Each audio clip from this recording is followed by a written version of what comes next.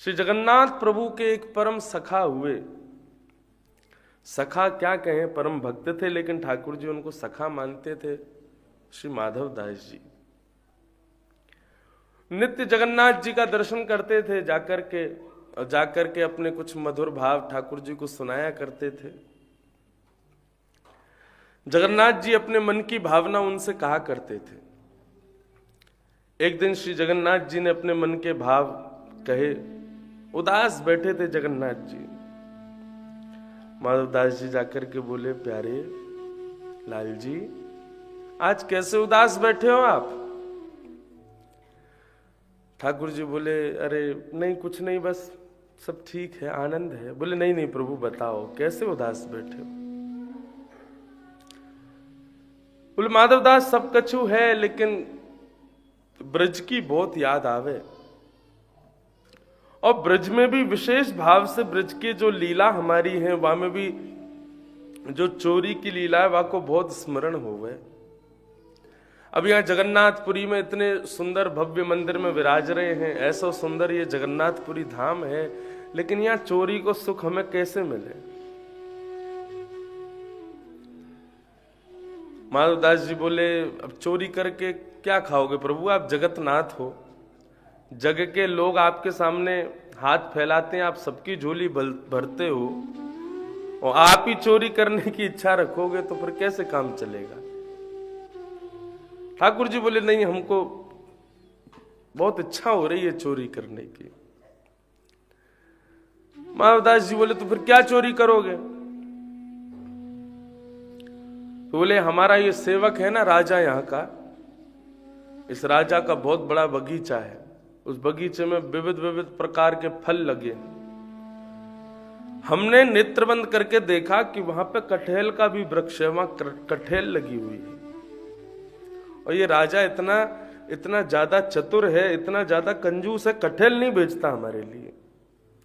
तो इच्छा हो रही है कि इसके बगीचे में जाके कटहल चुरा लें।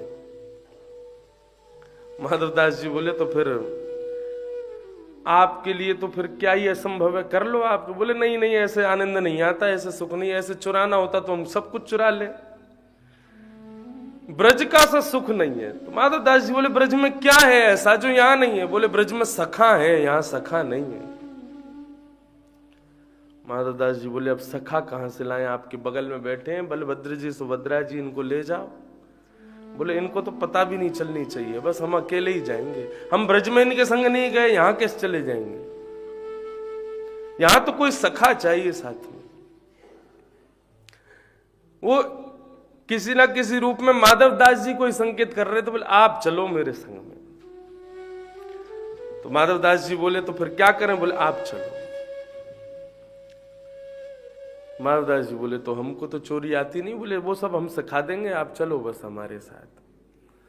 और राजा के बगीचे में ठाकुर जी पहुंच गए। माधवदास जी को जाकर के बोला, कुछ मत करना, केवल बहुत जल्दी जल्दी सब काम करना, और ज्यादा शोर हल्ला गुल्ला कुछ करना मत, चोरी करके बढ़िया चलेंगे, प्रेम से पाएंगे फिर कटहल। माधवदास जी बोले, आज्ञा करो। बोले, हम तो यहाँ दाल भात खा खा करके खूब मोटे हो गए, वृक्ष पे चढ़ा जाएगा नहीं। माधवदास, तुम चढ़ो ऊपर, और सुनो, ऊपर जाकर के ऊपर से कटहल तोड़ के नीचे फेंकना, हम गोद में पकड़ लेंगे। माधवदास जी चढ़ गए वृक्ष पे ऊपर, नीचे जगन्नाथ जी खड़े हैं। अब माधवदास जी ऊपर से चिल्ला रहे, कौन सा तोड़ूं, ये वाला वो वाला? बोले, धीरे बोल, चोरी कर रहे है, ढिंडोरा पीट तो भयो, चोरी करेगो, पकड़ लेंगे। इतने में बगीचे का जो माली था वो डंडा लेकर के, कौन है कौन है कौन है कह करके आया। ठाकुर जी तो छुप गए। माधवदास जी भी ऊपर से शांत हो गए। बोले, कहा भयो? बोले, चुप रहे, इस चोरी कर भी आयो, चिल्ला के मत करे, धीरे धीरे बोल। माली थोड़ी देर घूम घाम के चला गया, उसको कोई दिखा नहीं। तो ऊपर से कटहल तोड़ने लगे। कटहल तोड़ रहे थे, जगन्नाथ जी उनको नीचे पकड़ रहे थे। अब तोड़ते तोड़ते माधवदास जी फिर भूल गए, फिर बोले, हाँ कटहल ले ली, अब आ जाऊं नीचे। इतने में ही वो माली जो था वहां का फिर से डंडा लेके आया। तो ठाकुर जी बोले, ये तो मरवाएंगे। ठाकुर जी कटहल लेकर के अंतर ध्यान हो गए। वहां से अकेले माधवदास जी लटके रह गए पेड़ पे। अब माधव दास जी नीचे जैसे तैसे उतर करके आए तो महाराज माली ने उनमें खूब डंडा बरसाए, हाथ पांव बांध दिए उनके, बोले रुक जाते रुको, राजा के पास लेके चलेंगे। राजा माधव दास जी का शिष्य था, माधव दास जी को पकड़ करके राजा के पास लेकर के गए। राजा ने देखा, अरे अरे ये तो हमारे गुरुदेव है, माली को डांटा, बोले खोलो इनको। तो जब माली ने हाथ खोले, पूछा, बोले प्रभु कैसे, आप कैसे बगीचे में रात में? तब माधव दास जी ने पूरी लीला बताई, नेत्र सजल हो गए, बोले कि हम नहीं गए थे, जगन्नाथ जी लेकर के गए थे, उनकी इच्छा हो रही थी कि हमको चोरी करनी है, हम तो इसलिए गए थे, बाकी हमारी कोई रुचि नहीं थी। राजा को जैसे पता चला श्री जगन्नाथ जी की चोरी की इच्छा हुई, इसलिए वे रात्रि में गए, ठाकुर जी को श्रम हुआ। राजा ने महाराज असंख्य ऐसे बगीचे श्री जगन्नाथ जी के नाम कर दिए, उन बगीचों में कोई अंदर नहीं जाएगा, बाहर रखवाली के लिए एक व्यक्ति रहता है, वो बगीचे अंदर खाली रहते हैं, अंदर उनमें केवल पेड़ पौधे वृक्ष आदि लगे हुए हैं। तो बोले किस भाव से? बोले रात्रि में जगन्नाथ जी की कभी इच्छा हो जाए तो लीला करने के लिए इन बगीचों में पधारते हैं। तो ये ब्रज को ऐसा भाव है कि यहाँ ब्रज की लत, ठाकुर जी चाहे द्वारिका चले जाएं, चाहे नाथद्वार चले जाएं, चाहे जगन्नाथ जी चले जाएं, लेकिन ब्रज की विस्मृति कर नहीं पाते। ब्रज के वो भाव स्वभाव आ ही जाते हैं क्रिया में। जिस व्यक्ति में सहनशीलता नहीं है, भगवान उसको जल्दी अपनाते नहीं है, इसलिए सहनशील बनो। जरा सा कोई कह दे, मंदिर में कई लोगों को आपने कान पकड़े देखा है, ठाकुर जी के सामने जाएंगे कान पकड़ेंगे ऐसे, और कान ऐसे ऐसे करके हाथ जोड़ेंगे, कान पकड़ेंगे। क्यों? ये वही लोग होते हैं जो अपनी वास्तविकता सबके सामने छुपाते हैं, लेकिन ठाकुर जी के सामने कान पकड़ते हैं। बोले आप सब जानते हो, आपसे क्या छुपा है प्रभु, आपको सब पता है, आपसे क्या छुपाऊं, कान पकड़ रहा हूं। मंदिर में जाके कहेंगे, कौन कुटिल खलकामी मौसम, जातन दियो सो ही बिसरायो, ऐसो नरक हरामी। हे प्रभु मैं बहुत कुटिल हूं, बहुत कामी हूं, बहुत क्रोधी हूं, लेकिन उसी व्यक्ति को कोई बाहर कह दे तुम में बहुत क्रोध है, तुम बहुत कामी हो, तुम बहुत लोभी हो, तो सुनना पसंद नहीं होता। जैसे ठाकुर जी के सामने स्वीकारीकरण किया गया अपने अवगुणों का, वैसा स्वीकारीकरण सबके सामने करो।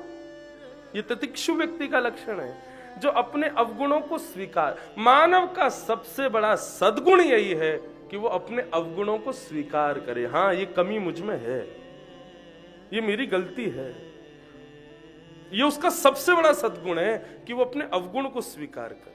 लिख लीजिएगा।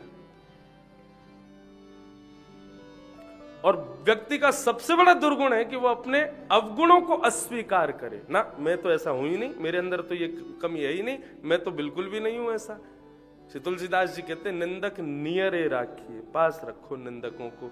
क्यों? तुम्हारी कमी बताएंगे। जब अपनी कमी सुनोगे तो उनको सुधारने की परिकल्पना हृदय में करोगे, और जब परिकल्पना हृदय में होगी तो कमी सुधरेगी, और जब सुधरोगे तब भगवान को पाओगे। और सुधर ही नहीं रहे हो, ठाकुर जी को कैसे पाओगे? कहीं वैकुंठ जाते जाते देरी ना हो जाए, फिर बाद में सिर पकड़ करके रोगे, बोले कि हमको जन्म मिला, जीवन मिला, कथा मिली, तब हमने स्वयं को क्यों नहीं सुधारा, तब हमने अपनी इस गलती को क्यों सुधार नहीं किया। आज इस कमी की वजह से भगवत प्राप्ति में हमको बाधा हुई है। तितिक्षु बनो, सहनशील, पेशेंस। तितिक्षवः कारुणिका सर्वदेहि नाम, सर्वदेहिधारियों पर करुणा करो। मानवों पर भी करुणा, जीवों पर भी करुणा, प्रकृति पर भी करुणा, वातावरण पर भी करुणा, सब पर करुणा करो। केवल मानवों से तो प्रेम करते हो, पशुओं से तो प्रेम करते हो, लेकिन प्रकृति को गंदा करते हो, वायु को गंदा करते हो, तो भी तुम संत तो नहीं माने जाओगे। संत वो है जो सर्वांगीण विकास करे, सबका कल्याण करे, सब पर कृपा करे। कारुणिका सर्वदेहि नाम, और अजात शत्रवः, उसका कोई शत्रु नहीं होता। उसके प्रति किसी के अंदर शत्रुता की भावना हो, ये बात एक अलग है, लेकिन उसके हृदय में किसी के प्रति शत्रुता ना हो, ये मेरा शत्रु है, या ये आदमी अच्छा नहीं है, या ये ऐसा है, ये वैसा है, इस प्रकार की भावना जिसके हृदय में ना हो। और ठाकुर जी को सबसे प्रिय गुण जो लगता है वो अंतिम गुण है, क्या? शांता। बहुत शांत रहता, बहुत कम बोलता। बहुत जल्पिका लोग, बहुत ज्यादा बोलने वाले लोग ठाकुर जी को प्रिय नहीं। ठाकुर जी को ज्यादा बोलने वाले लोग प्रिय नहीं है, ठाकुर जी को ज्यादा गाने वाले लोग बहुत प्रिय है। श्री अष्ट सखाओं में कृष्णदास जी कहते हैं, भगवत प्राप्ति जप तप नियम आदि इन सब से तो होती है, लेकिन भगवत प्राप्ति में एक बहुत बड़ा साधन क्या है? राग सेवा, स्वर सेवा। इससे ठाकुर जी को बहुत अच्छा लगता है। श्रवण की भक्ति सर्वश्रेष्ठ भक्ति मानी गई। यदि ये भक्ति प्राप्त हो जाए तो धीरे धीरे सारी भक्तियां जीवन में आ जाएंगी। लेकिन जिसको श्रवण की भक्ति प्राप्त नहीं है, जिसको श्रवण में ही रुचि नहीं है, जिसको कथा सुनने में ही आनंद नहीं है, क्षमा कीजिए, वो अन्य किसी भक्ति में निपुण नहीं हो सकता। मैं आपको अपना अनुभव बताऊं,